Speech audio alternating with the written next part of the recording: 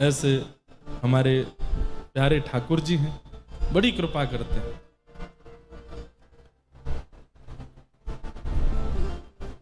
सवै पुंसां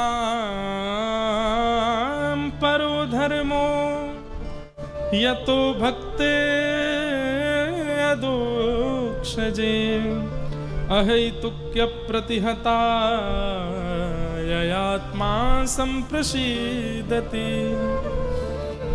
सभी प्राणी मात्र का परम धर्म क्या है? ठाकुर जी से प्रेम लक्षण युक्त होकर भक्ति करना।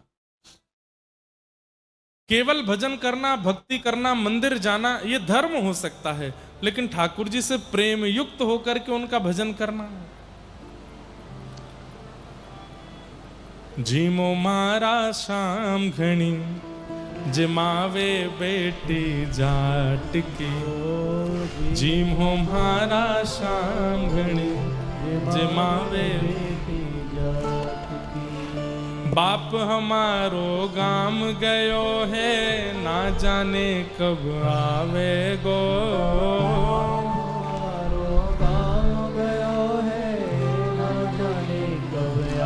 कर्माबाई कह रही हैं जगन्नाथ जी से, वाके भरोसे बैठो रहो तो भूको ही रह जावे गो।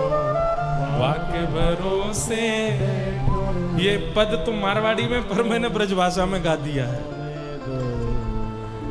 आज जमाऊं थाने खींचड़ी, फिर कल आगे क्या है? आगे राबड़ी घाट की है, क्या है? छाछ की। रबड़ी छाछ से बनती है? राबड़ी, अच्छा मतलब वो, अच्छा मुझे लगा रबड़ी। जीमो मारा शाम घणी जमावे बेटी जाट की, थाली भर के लाई खींचड़ो ऊपर की बात की। जीमो मारा शाम घणी जमावे बेटी। यही है जगन्नाथ। अब एक तो होता है कि हम भोग लगाते हैं ठाकुर जी का, वो धर्म है, लेकिन कर्माबाई ठाकुर जी से कह रही है कि हमारे पिताजी के हाथ से तो आप प्रेम से पाते हो, और पिताजी हमारे भरोसे आपको छोड़ के गए हैं, तो आप 3 दिन हो गए भोग नहीं लगा रहे हो।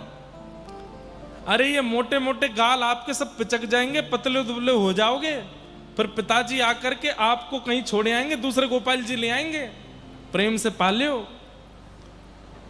अरे इतने बड़े बड़े राक्षसों को मारते हो, बल चाहिए उसके लिए खिचड़ी तो खानी पड़ेगी ना।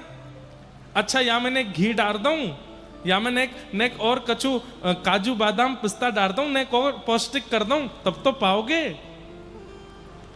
इतने प्रेम से पुकार रही है ठाकुर जी को, ठाकुर जी दौड़े चले आए। ये क्या है? ये परम धर्म है। आप केवल अपने नियम का ध्यान रखते हैं, इतने बजे उठा देना है, ये पोशाक पहना देनी है, इतनी आरती कर देनी है, थाली धर देनी है, बढ़िया पर्दा कर देना है, स्तुतियों का पाठ करना है, पर्दा खोल के भोग उठाना है, ऑफिस जाना है, दफ्तर जाना है, और रात में आके ठाकुर जी को सुला देना। ये धर्म तो है, ये भक्ति तो है, लेकिन प्रेम शून्य के कारण परम धर्म नहीं है। ठाकुर जी को बहुत प्रिय नहीं लगता होगा। आप धर्मयुक्त हो जाओगे, आप इसके द्वारा पुण्य की प्राप्ति कर लोगे, लेकिन परमात्मा नहीं मिलेंगे इस ऐसी वाली भक्ति से। उसके लिए तो प्रेम करना पड़ेगा, प्रेम युक्त भक्ति करनी पड़ेगी। अच्छा एक बात मैं कहूं, उड़ीसा में जब जब मैं कथा करने आता हूं, अधिकतर मेरे पास एक ही प्रश्न आता है,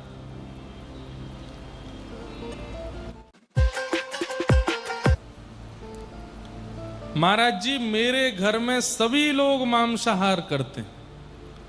अधिकतर यही बात लिखी आती है। आज भी 3 पत्र हैं, तीनों में यह बात लिखी है कि मेरे घर में सभी लोग मांसाहार करते हैं, लेकिन मैं शाकाहारी हूं। मुझे अपनी ठाकुर जी की अन्न प्रसाद की व्यवस्था करना बहुत कठिन हो जाता है। कृपा मुझे अब कैसे बनाएंगे? जिस रसोई घर में मछली आ गई हो, जिस रसोई घर में मांस आदि आ गया हो, वहां पर ठाकुर जी का भोग बनना भी नहीं चाहिए। ऐसी स्थिति में हम भैया यही निवेदन कर सकते हैं कि ठाकुर जी को फलाहारी रखो, फल का भोग लगाओ, और ठाकुर जी के साथ साथ आप भी एक समय तो फलाहारी करो। और घर वाले वो भी नहीं करने देते तो फिर क्या बताएं, छुप छुप के ही फलाहार करो, नहीं खाओ एक समय। हमारे ठाकुर जी नहीं पाते तो हम कैसे पाएं। और इस फलाहार व्रत का एक ही प्रण लीजिए कि हमारे घर के समस्त लोगों की बुद्धि सुधरे और वे मांसाहार का त्याग करें। कल मेरे पास में कोई एक भैया आए और उन्होंने भी आकर के मुझे समझाया, बोले महाराज जी हम यहाँ भुवनेश्वर, कटक आदि सब जगह युवाओं को देखते हैं, युवा कथा में भी आते हैं, युवा कथा में आकर बैठते भी हैं, 7 दिन पूरी कथा भी सुनते हैं, लेकिन वापस लौट करके जाते हैं, आहार को नहीं बदलते हैं।